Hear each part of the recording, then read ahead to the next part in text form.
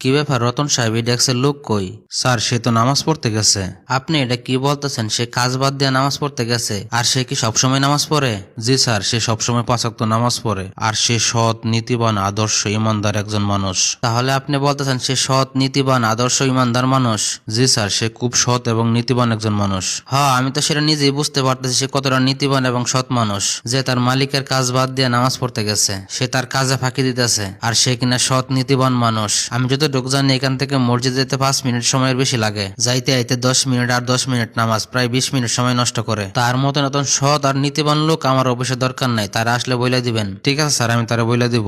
রফিক ভাই, আপনার আর অফিসে কাজ করা লাগবে না, আর আপনি কালকে থেকে অফিসে আসবেন না। স্যার আপনাকে অফিসে আসতে নিষেধ করছেন। কেন রে ভাই, আমার আবার কি অপরাধ? আমি আবার কি করলাম? আসলে আপনি প্রত্যেকদিন কাজ বাদ দিয়ে নামাজ পড়তে যান, আর আজকে সেটা স্যার দেখতে পাইছে, তার জন্য আপনাকে অফিস থেকে বের করে দিতে বলছে। ভাই, এটা কোনো কথা হইলো? আমরা তো মুসলমান, আমাদের জন্য তো 5 ওয়াক্ত নামাজ পড়া ফরজ। এই নামাজ পড়তে আর কতটুকু সময় লাগে? এই কারণে স্যার আমার অফিস থেকে বের করে দিব? ভাই, আমি তো এত কিছু জানি না। স্যার আমার যেটা বলতে বলছে আপনাকে, আমি সেটা আপনারে বললাম।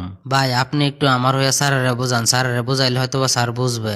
ভাই দেখেন, স্যার হয়েছে এক কথার মানুষ। দেখা গেছে আপনার কথা বলতে গিয়ে পরে আমার চাকরি নিয়ে টানাটানি শুরু হয়ে যাবো। তবে আপনার জন্য আমি একটা কাজ করতে পারি, আপনার আমি স্যারের রুমে নিয়ে যেতে পারি। যা বলার আপনি স্যারেরে বলবেন। আচ্ছা ভাই, ঠিক আছে, তাইলে চলেন।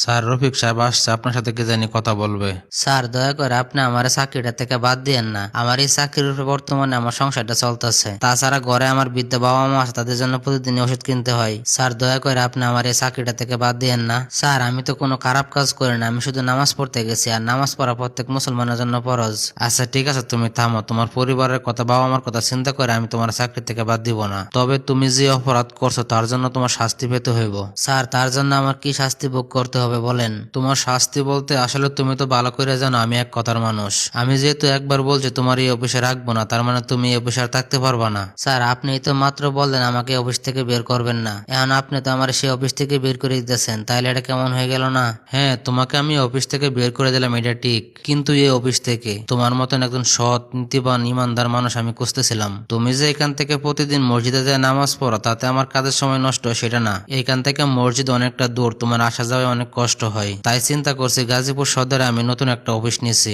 আর আজ থেকে তুমি সেই অফিসের ম্যানেজার। স্যার, আপনি কি এটা সত্যি বলতেছেন? আমি ওই অফিসটা নতুন নিচ্ছি। আমার বিশ্বাস তোমার হাত ধরে অফিসটা অনেক দূর যাবে, এবং আমি সেখান থেকে সফলতা পাবো। আর অফিসের নিচে একটা মসজিদ আছে, আশা করি তোমার নামাজ পড়তে কষ্ট হবে না। স্যার, আমি যে আপনারে কি বলে ধন্যবাদ দিব সেটার ভাষা আমার জানা নাই। আপনি তো আমার অনেক বড় উপকার করলেন। আমাকে ধন্যবাদ দেওয়ার কিছু নাই, সবকিছু তো উপরওয়ালার হাতে, সবকিছু আল্লাহর ইচ্ছা। আল্লাহ তাআলাই সকলের ভাগ্য নির্ধারণ করে রাখছে। আমাদের প্রত্যেক মালিকদের উচিত যোগ্য ব্যক্তিকে তার যোগ্য